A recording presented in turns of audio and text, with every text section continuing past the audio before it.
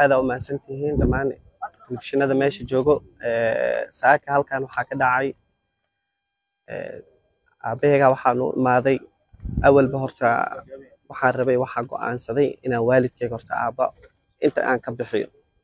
Go'aankayga wuxuu ahaa awalba inaan meeshan ka bixiyo anoo intaa go'aaminayo waxaa dhacday anoo shaqo u socdo boorka u socdo waxaa arkay meeshan darbi lagu wareejiyay dan isla maalinta kale abaayo meeshan imaaday ilaa maalin walba khamiis walba aabba soo booqanaa quraana isaga akhrina waa u duceynaa abaayo markay xaafadda imaaday waxay dhahdaa aboowe meeshaas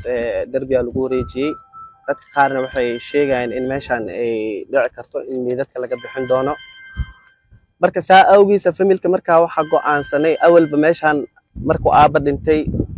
waxa sababta loogu duugaa waxay ahayd maadaama madax badan ay ka qayb galayeen aysan jirin meelo dheer inay aadi karaan saas dartiisa koogiiba loogu duugay marka maadaama arrimahan ay soo bateen iyo wixii aan aragnay waxaan go'aansanay awal anagoo go'aankeena uu ahaa inaan meeshan ka bixino saaka waxa go'aansanay inaan ka saarno wax hadda dawlad noo imaaday na dhahday meeshan waxa laga saaraa ma jirin maasha Allah si fiican si wanaagsan askarta meesha joogto way nagu caawisay way soo dhabeysay markaa saaraneynay baawurteena way soo fasaxeen marka hadda markaa oo idaacadii iyo hadalkii aan dhaha waxa loo qaatay in ay dawlad ay amartay ay dhahday meeshan aabahay ka saar iyo hadalkaas yar oo aan dhaha waxa loo qaatay si kale loo fasirtay waxaan shacabka Soomaaliyeed u sheegi lahaa kama wadin inaan ummadda barakaciyo